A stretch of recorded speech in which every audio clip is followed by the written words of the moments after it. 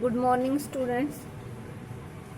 हमें आज page number 31 से रीड करना है 2.2 इकोनॉमी एंड सोसाइटी। अर्थव्यवस्था और समाज दोनों में क्या रिलेशन था।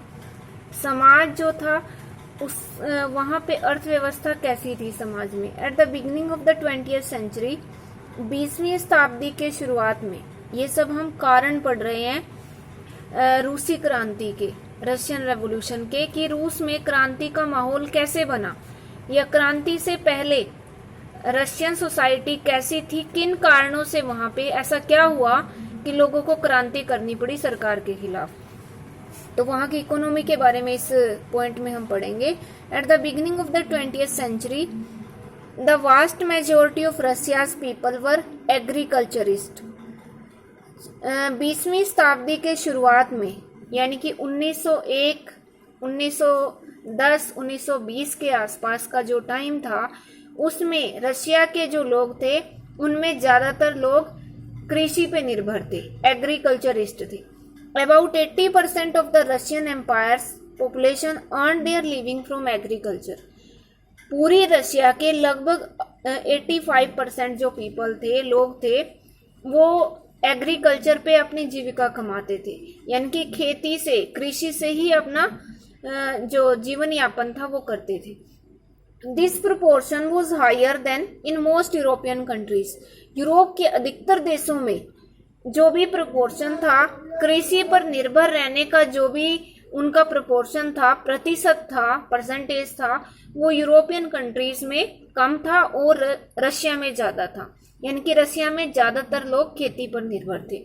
फॉर इंस्टेंस, उदाहरण के लिए, in France and Germany the proportion was between 40% and 50%। France और जर्मनी में जो लोग थे 40 या 50% खेती पर निर्भर थे। In the empire, cultivators produced for the market as well as for their own needs.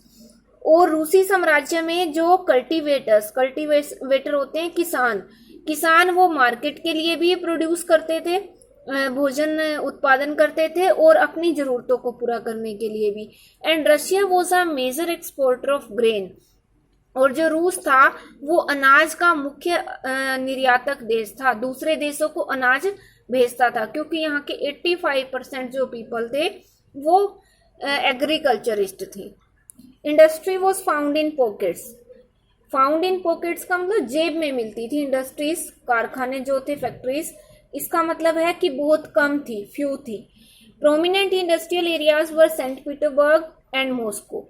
और जो मुख्य औद्योगिक एरिया थे, क्षेत्र थे, वो एक तो सेंट पीटरबर्ग और दूसरा मॉस्को, ये दो मुख्य शहर थे जहां पे उद्योग धंधे स्थापित थे, इंडस्ट्रीज थी। Craftsman undertook much of the production. जो कारीगर होते थे वही ज्यादातर उत्पादन करते थे। But large factories existed alongside craft workshop. और इन कारीगरों की शॉप्स के साथ साथ बड़ी बड़ी फैक्ट्रियां भी स्थापित थी। Many factories were set up in the 1890s। ज्यादातर जो फैक्ट्रीज थी वो 1890 के दशक में स्थापित हुई थी। When Russia's railway network was expanded, जब रशिया का रेलवे नेटवर्क जो था वो उसको बढ़ाया गया। And foreign investment in industry increased. और उद्योगों में विदेशी जो निवेश था वो बढ़ा। विदेशी निवेश का मतलब बाहर के देशों के लोग जो थे वो यहाँ उद्योग धंधे स्थापित करने लगे, उनमें पैसा लगाने लगे। Coal production doubled. कोयले का उत्पादन डबल हो गया। And iron and steel output quadrupled होता है 4 गुना हो जाना। आयरन यानी कि लोहे और स्टील का जो उत्पादन था वो 4 गुना बढ़ गया। बाय द 90s, 1900 के दशक में, in some areas factory workers and craftsman were almost equal in number. जो फैक्ट्री में मजदूर थे, काम करने वाले, और जो दूसरे कारीगर थे, उनकी संख्या इक्वल हो गई 1900 के आसपास। Most industry was the private property of the industrialist. ज्यादातर जो इंडस्ट्री थी वो उद्योगपतियों की निजी संपत्ति थी, यानी कि सरकार का उनके ऊपर अधिकार नहीं था। Government supervise large factories to ensure minimum wages and limited hours of work.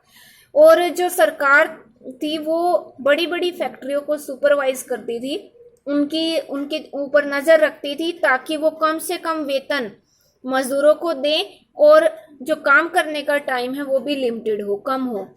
But factory inspectors could not prevent rules being broken. पर जो फैक्ट्री के इंस्पेक्टर थे, जांच करने वाले थे, वो रूल्स को टूटने से नहीं रोक सके। इन craft units and small workshops, craft units जहाँ पे कारीगर काम करते थे और जहाँ छोटी छोटी वर्कशॉप थी, काम करने का स्थान था, द वर्किंग डे वो sometimes 15 hours.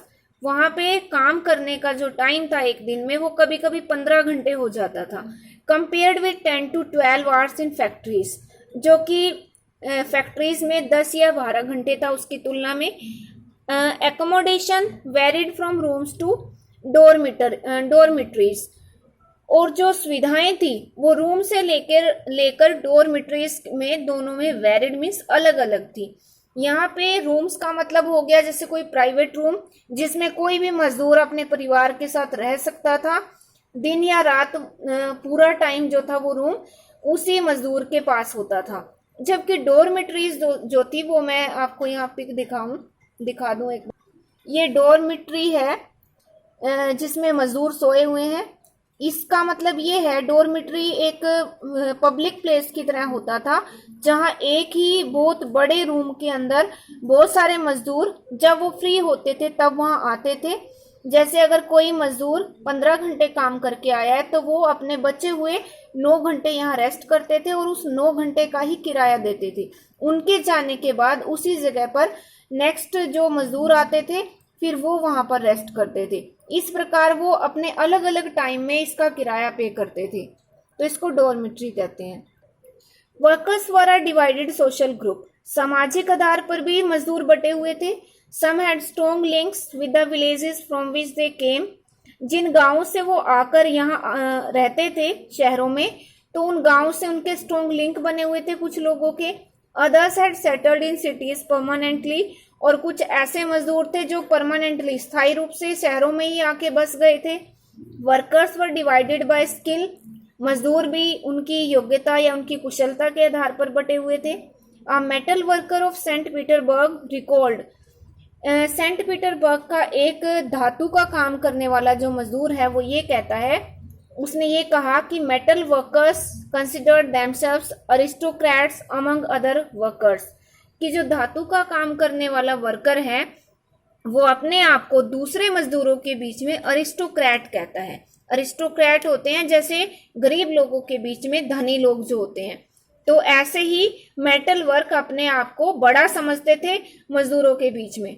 There occupation demanded more training and skill, और ऐसा क्यों था? क्योंकि उनका व्यवसाय ऐसा था जिसमें ट्रेनिंग की और स्किल की जरूरत होती थी, प्रशिक्षण की और योग्यता की।